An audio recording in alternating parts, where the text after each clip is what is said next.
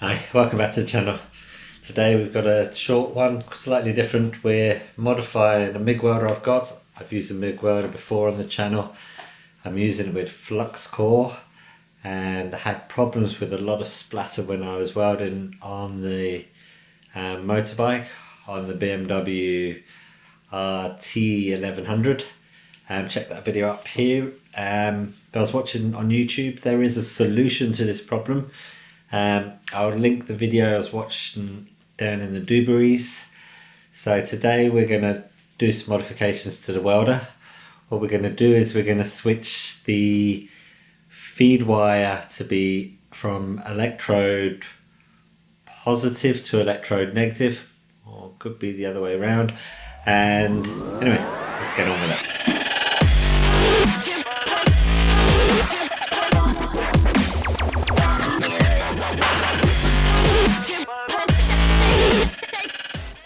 What I have here is my MIG welder, simple little jobby inverter welder. It does stick, MMA, arc, and MIG. I've been using it with Flux core. Let's give it a bit of a clean up.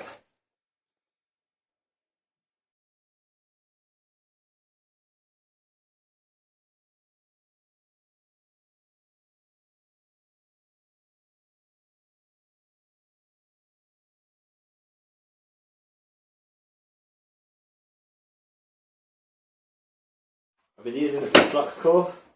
It is set up at the moment for solid wire welding. So I need to just change over this wheel here.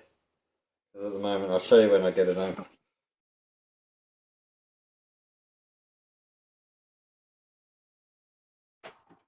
It's got two sides to it. And I've got it set up for 0.9. I'm just going to turn it around. Get it running on 0.8, which is what I'm running.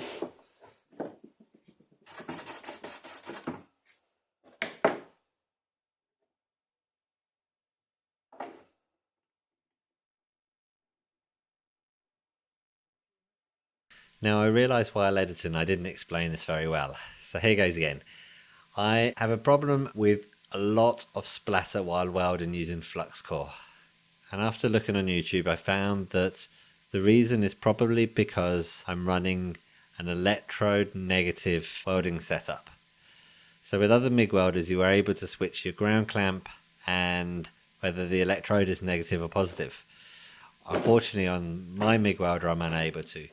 So what I plan to do is create the ability to change the flux core from being negative to positive, depending on whether I'm running solid wire or flux core. So first up, I remove all the visible screws to get on the inside to have a look.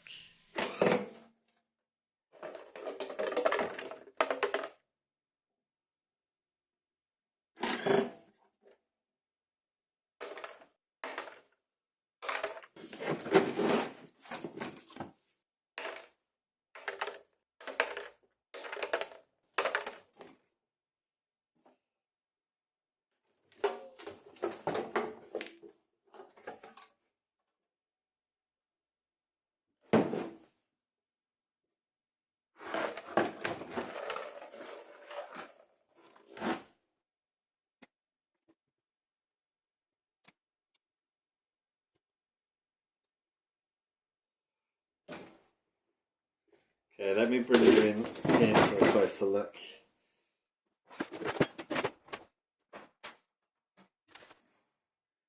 So what we have here is the insides of the welder.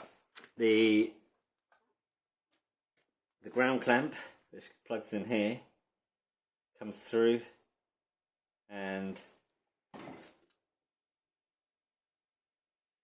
comes through the bottom here and is bolted on down here, and then the arc welder and the MIG welder come and clamp onto here. So what I'm thinking of doing is taking the stick welding attachment and taking the bayonet connector off of it. I have a stick welder attachment on my TIG welder. It's much better. It's got a high frequency start, so it's much easier to start with the stick than this welder is. So if I cut off the bayonet connector, I can pass the wire through and attach it to the electrode positive, and then I can plug it either into the stick welding plug that'll give me positive or the ground clamp plug that'll give me negative.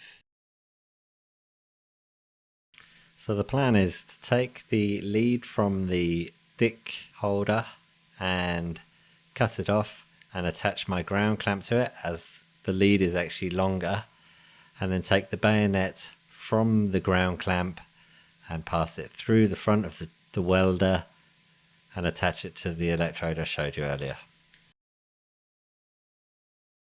So first up, I'm dismantling the stick holder to detach the wire, so then I can attach it to the ground clamp and solder it in place. Now I'm center punching into the front of the MIG welder to drill a pilot hole first, and then a step drill to step it up to the size so that the wire can fit through a grommet and into the welder.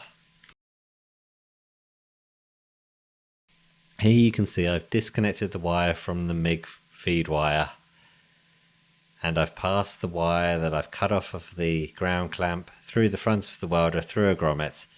So I'm cutting off the terminal connector so these two wires can be soldered together. Now the joint gets covered in some heat shrink, and then for good measure gets wrapped up in some loom tape as well.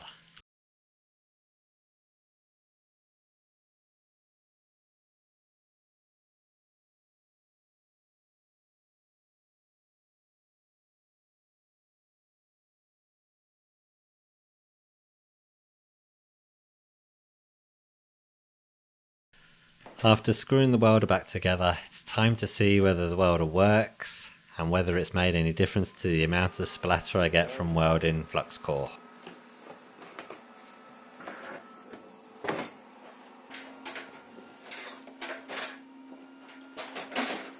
First up, we'll try it in the new configuration, so the feed wire is going to be negative and the ground clamp is going to be positive.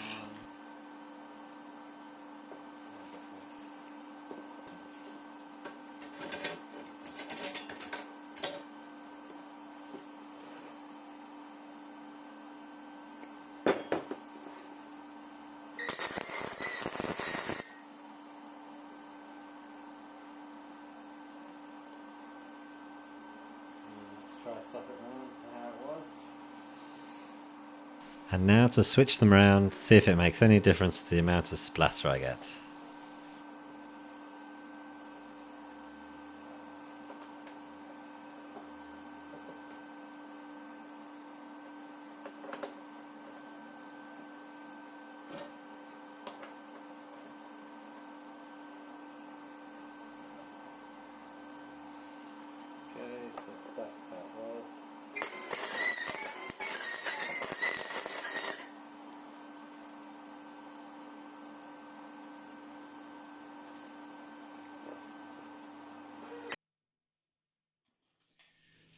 Well, thanks for watching. That's the welder fixed, and the splatter seems to be much better. I did some more welding on the Z-axis of the CNC. You'll see that up in the next video.